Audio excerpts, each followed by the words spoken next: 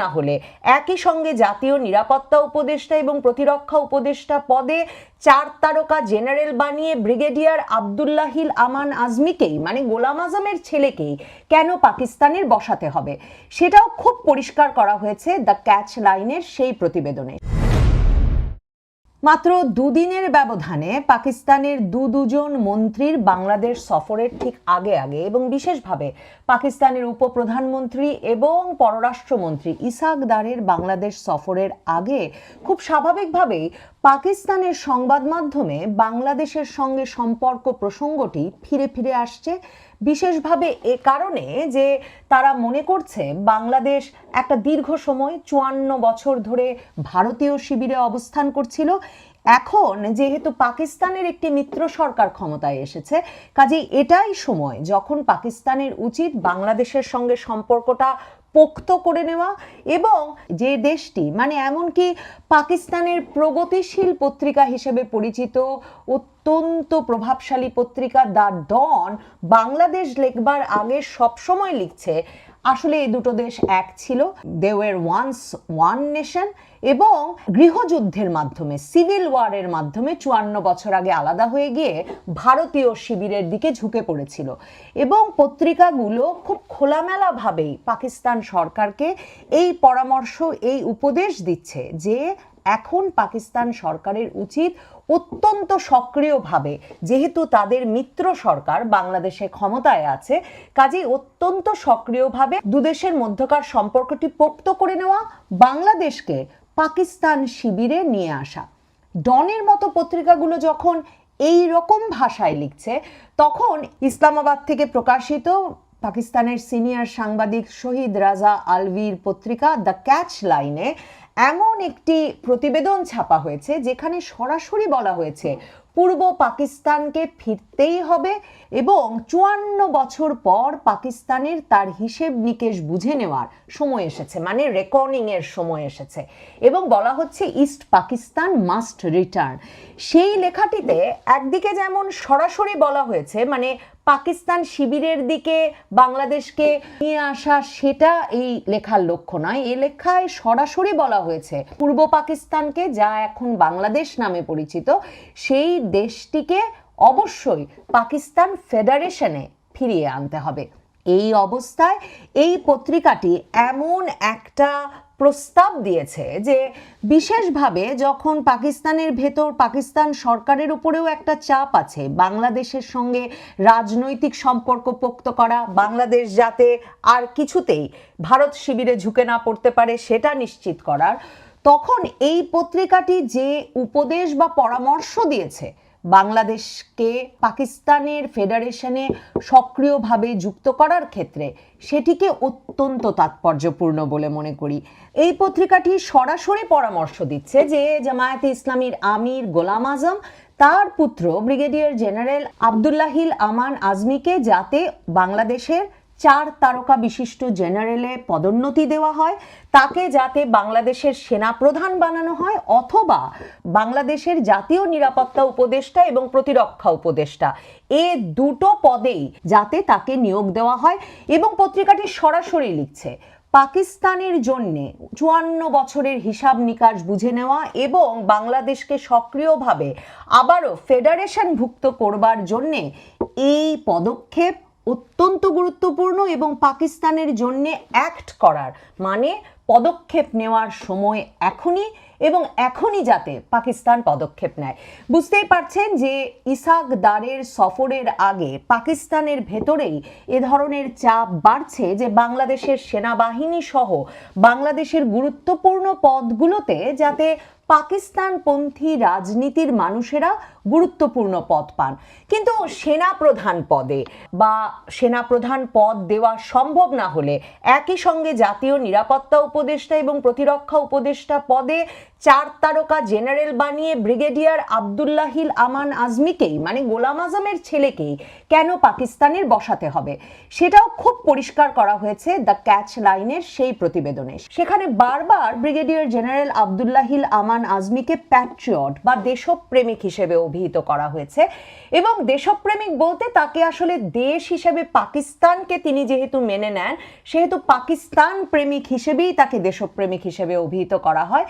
এবং বলা হয় যে 1981 সালে যখন কমিশন প্রাপ্ত হয়েছিলেন এই আব্দুল্লাহিল আমান আজমি, তখন থেকেই গোলাম আজম পুত্র পাকিস্তানের স্বার্থ রক্ষায় বাংলাদেশের সেনাবাহিনীর ভেতরে কাজ করে আসছিলেন। এবং পত্রিকাটি তাকে প্যাট্রিয়ট হিসেবে, দেশপ্রেমিক হিসেবে উল্লেখ করে বলেন যে সে সময় হিন্দু এবং একদল বিশ্বাসঘাতক মুসলমানের ষড়যন্ত্রে এমন প্রশ্ন উঠেছিল যে সেনাবাহিনীতে তিনি কি করে কমিশন হলেন, কারণ তার পিতা গোলাম আজম এবং ব্রিগেডিয়ার আজমি এই দুজনের তো কোনো বাংলাদেশের নাগরিকত্ব থাকবার কথা নয়। সে সময় পত্রিকাটি বলে এরশাদের হস্তক্ষেপে অবশেষে ব্রিগেডিয়ার আজমির সেই কমিশন প্রাপ্তি নিশ্চিত হয়। আসলে নাগরিকত্ব নিয়ে সমস্যাটা কোথায় মনে করে দেখুন।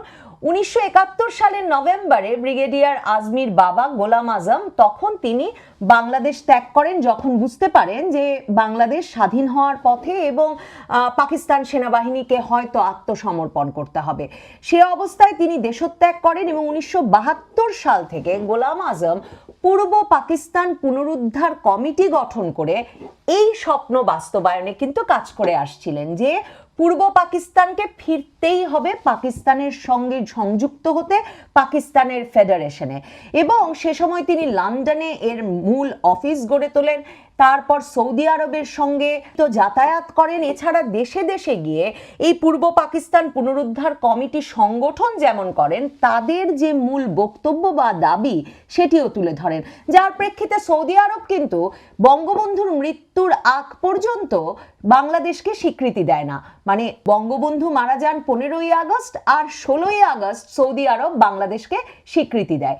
তো গোলাম আজম ফিরে আসেন বাংলাদেশে পাকিস্তানি নাগরিক হিসেবেই তার মাকে দেখতে জিয়ার আমলে 1978 সালে, এবং তারপর ভিসার মেয়াদ শেষ হয়ে গেলেও তিনি থেকে যান। তবে ফর্মালি, আনুষ্ঠানিকভাবে গোলাম আজম কখনো বাংলাদেশের নাগরিকত্ব নিয়েছিলেন কিনা সে রহস্য ভেদ হয় না, এবং সে প্রশ্নই ব্রিগেডিয়ার আজমি যখন সেনাবাহিনীতে যোগ দিয়েছিলেন 1981 সালে তখন ওঠে যে তার পিতা বাংলাদেশের নাগরিক নন, কাজে তিনিও তো নাগরিক নন। তবে ক্যাচলাইন বলছে এরশাদের হস্তক্ষেপে সে সমস্যা মিটে গেলে সবসময় প্যাট্রিয়ট বা দেশপ্রেমিক ব্রিগেডিয়ার আমান আজমি পাকিস্তানের স্বার্থ রক্ষায় বাংলাদেশ সেনাবাহিনীর ভেতরে কাজ করে এসেছেন। এরপর পত্রিকাটি লিখছে 2008 সালে শেখ হাসিনার সরকার ক্ষমতায় আসার পর তারা কোনো রকম ব্যাখ্যা বিশ্লেষণ না করেই ব্রিগেডিয়ার আমান আজমিকে চাকরিচ্যুত করেন। মানে আমি জানি না যে বাংলাদেশ সেনাবাহিনীর ভেতরে সক্রিয়ভাবে আরেকটি দেশের স্বার্থ রক্ষায় কাজ করছেন একজন ব্যক্তি, সেটা আসলে যথেষ্ট কারণ হতে পারে কিনা একজন সেনা সদস্যকে চাকরিচ্যুত করবার জন্যে। তবে ক্যাচলাইন বলছে তখন থেকেই এই ব্রিগেডিয়ার আমান আজমি এবং তার পরিবার নানা রকম নির্যাতনের শিকার হচ্ছেন। খুব অবাক করা বিষয় যেটা, সেটা হচ্ছে গোলাম আজম পুত্র যে একটা 7-8 বছর ধরে আয়নাঘরে আটক ছিলেন, মানে সামরিক গোয়েন্দা সংস্থার বন্দিশালায় আটক ছিলেন বলে আগস্টের পরে শেখ হাসিনা পতনের পর বের হয়ে এসে বললেন, সে কথার কোনো উল্লেখ এই প্রতিবেদনে আমি পেলাম না। মানে আর সকল সাফারিং, দুর্দশা, দুর্ভোগের মধ্য দিয়ে যে গেছেন প্যাট্রিয়ট ব্রিগেডিয়ার আমান আজমি, সে কথা থাকলেও এ কথাটি নেই। পত্রিকাটি লিখছে যে ব্রিগেডিয়ার আমান আজমিকে ডক্টর ইউনূস সরকার ডিসেম্বরের 2024-এ সকল সুযোগ সুবিধা সহ, অবসরকালীন সকল সুযোগ সুবিধা সহ তার চাকরি ফিরিয়ে দিয়েছেন সেনাবাহিনীতে, কিন্তু সেটাই যথাযোগ্য সম্মান বা প্রতিদান হতে পারে না। কারণ দ্য ক্যাচলাইন পরিষ্কার করে লিখছে ব্রিগেডিয়ার আমান আজমি সারা জীবনভর কাজ করে এসেছেন পাকিস্তানের স্বার্থ রক্ষায়। শুধু নয়, তিনি বাংলাদেশের জাতীয় সঙ্গীত, সংবিধান, বাংলাদেশের সংস্কৃতি এসবকে অস্বীকার করেছেন এবং এসব ছুঁড়ে ফেলে দেওয়ার পক্ষে কাজ করেছেন। দেখেন, বাংলাদেশের সংবিধান ছুঁড়ে ফেলার বিষয়ে তো এখন আমরা জোর দাবি আলোচনা শুনতেই পাচ্ছি। এমনকি ঐকমত্য কমিশনের সভায় এ আলাপ হচ্ছে যে জুলাই সনদের মাধ্যমে এই সংবিধান বাতিল করতেই হবে এবং করে একটা নতুন সংবিধান রচনা করতে হবে। কিন্তু ব্রিগেডিয়ার আমান আজমি এমনকি 2024-এর সেপ্টেম্বরেও কিন্তু একটা ফেসবুক লাইভে এসে এই দাবি তুলেছিলেন যে বাংলাদেশের জাতীয় সঙ্গীত পরিবর্তন আবশ্যক। এসব কারণ দেখে পাকিস্তানের পত্রিকা দ্য ক্যাচ লাইন বলছে বাংলাদেশের সেনাবাহিনী প্রধান পদে অথবা জাতীয় নিরাপত্তা উপদেষ্টা এবং প্রতিরক্ষা উপদেষ্টা এই পদ দুটো মিলিয়ে একটি পদ সৃষ্টি করে ব্রিগেডিয়ার জেনারেল আমান আজমি ক্ষমতায় বসানো ছাড়া বাংলাদেশকে, তাদের ভাষায় ইস্ট পাকিস্তান বা পূর্ব পাকিস্তানকে পাকিস্তানের ফেডারেশনে ফিরিয়ে আনা অসম্ভব। দেখুন, ডন পত্রিকার প্রতিবেদনগুলো যদি পড়েন সাম্প্রতিক সময়ের, দেখবেন কখনো এরা বাংলাদেশ বিষয়ে উল্লেখ করছে না শুধুমাত্র বাংলাদেশ লিখে। সব সময় তারা বলছে বাংলাদেশ যে নেশনটি পাকিস্তানের অংশ ছিল 54 বছর আগে পর্যন্ত, এবং যেই নেশনটি 54 বছর আগে বিচ্ছিন্ন হয়ে যাওয়ার পর, সিভিল ওয়ারের মাধ্যমে সেসেশন হয়ে যাওয়ার পর তারা পরিণত হয়েছে একটা ভারতপন্থী দেশে। মানে যেই বয়ানটি আমরা 2024 সালের আগস্ট থেকে শুনছি, যে একদিকে যেমন শুনছি যে ভারতের চক্রান্তে বাংলাদেশের মুক্তিযোদ্ধারা মুক্তি সংগ্রামে অংশ নিয়েছিলেন এবং তার ফলে বাংলাদেশ পাকিস্তান থেকে আলাদা হয়ে একটা ভারতের তাবেদার রাষ্ট্রে পরিণত হয়েছে, ঠিক সেই ব্যাখ্যাটি আপনি পড়বেন একেবারে দ্য ক্যাচ লাইন থেকে শুরু করে ডন পর্যন্ত সকল পত্রিকায়। এবং এই পত্রিকাগুলো বারবার লিখছে যে পাকিস্তানের এখন একটা রাজনৈতিক সম্পর্ক স্থাপন সবচেয়ে গুরুত্বপূর্ণ কাজ হওয়া উচিত বাংলাদেশের সঙ্গে। আমি পত্রিকায় পড়ছিলাম যে বাংলাদেশ আর পাকিস্তানের মধ্যে এর আগে পররাষ্ট্রমন্ত্রী পর্যায়ের বৈঠক হয়েছে কিনা তার কোনো হদিশ পাওয়া যায় না। মানে এতজন শীর্ষস্থানীয় মন্ত্রী, মানে পাকিস্তানের পররাষ্ট্রমন্ত্রী, উপপ্রধানমন্ত্রী আসছেন, তার দুদিন আগে আসবেন বাণিজ্য মন্ত্রী, তারা চলে যাওয়ার কিছুদিনের মধ্যেই নাকি আসবেন তাদের অর্থমন্ত্রী। এর আগে তো পররাষ্ট্র সচিব পর্যায়ের বৈঠক হয়েছেই, শাহবাজ শরীফের সঙ্গে ডক্টর ইউনূসের ফোনে কয়েকবার আলাপ হয়েছে। এবং ডন পত্রিকা অত্যন্ত গুরুত্বের সঙ্গে লিখছে বাংলাদেশে গতবার সরকার পতনের পরপরই যে কার্গো শিপ প্রথমবারের মতো একটা মালবাহী জাহাজ যে বাংলাদেশে নোঙ্গর করতে পেরেছিল সেই বিষয়টিও।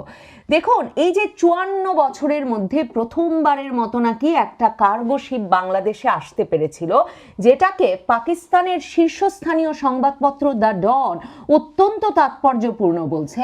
কিন্তু এখন পর্যন্ত না বাংলাদেশের সংবাদ মাধ্যম, না সরকারের বরাতে, না পাকিস্তানের সংবাদ মাধ্যমের বরাতে আমরা জানতে পারি নাই এখন পর্যন্ত যে সেই কার্গো শিপের ভেতর দিয়ে কি এসেছে। কারণ এরকম নানা সচিব পর্যায়ের, মন্ত্রী পর্যায়ের বৈঠক হচ্ছে বটে, কিন্তু এই বৈঠকগুলোতে কোনো এজেন্ডা নির্ধারিত থাকছে না। মানে কোনো বিশেষ চুক্তি স্বাক্ষরের জন্য এতটা উচ্চ পর্যায়ের বৈঠকগুলো হচ্ছে কিনা তা জানা যাচ্ছে না। বরং বলা হচ্ছে রাজনৈতিক সম্পর্ক উন্নয়ন করতেই দুই দেশের মধ্যে এই সফরগুলো আয়োজন করা হচ্ছে। উপপ্রধানমন্ত্রী আর পররাষ্ট্রমন্ত্রী এসে নাকি দুই দেশের পররাষ্ট্র দফতরের মধ্যে সাংস্কৃতিক বিনিময় এবং সহযোগিতা বাড়ানোর একটা সমঝোতা স্মারক স্বাক্ষর করলেও করতে পারেন। এর আগে অবশ্য স্বরাষ্ট্রমন্ত্রী যখন এসেছিলেন তখন একটু আলাপ হয়েছিল যে অন অ্যারাইভাল ভিসার ব্যবস্থা করা যায় কিনা পাকিস্তানের জন্য এবং বাংলাদেশের জন্য, মানে দুদেশের মধ্যে একটা অন অ্যারাইভাল ভিসার ব্যবস্থা করা যায় কিনা। মানে তেমন কোনো এজেন্ডা নেই, তেমন কোনো ইস্যু নেই, কিন্তু দুদেশ সম্পর্ক উন্নয়নে, বিশেষ করে পাকিস্তান সম্পর্ক উন্নয়নে এতটাই উদ্গ্রীব হয়ে উঠেছে যে ঘন ঘন মন্ত্রী পর্যায়ের বৈঠক হচ্ছে। আর তাদের সংবাদ মাধ্যম লিখছে বাংলাদেশকে হয় পাকিস্তান শিবিরে, না হলে বাংলাদেশকে পাকিস্তান ফেডারেশনেই ফেরত নিয়ে যেতে হবে। এবং পত্রিকাগুলো লিখতে ভুলছে না 54 বছর আগে দুদেশ এক দেশ ছিল। এবং কেউ কেউ এমন কথাও সাহস করে লিখে ফেলছেন যে 54 বছরের হিসাব নিকাশ মেলানোর সুযোগ তৈরি হয়েছে পাকিস্তানের জন্যে, পাকিস্তানকে এখনই কাজ করতে হবে। এবং সেই কাজের প্রথম পদক্ষেপ হিসেবে কি চিহ্নিত করা হয়েছে?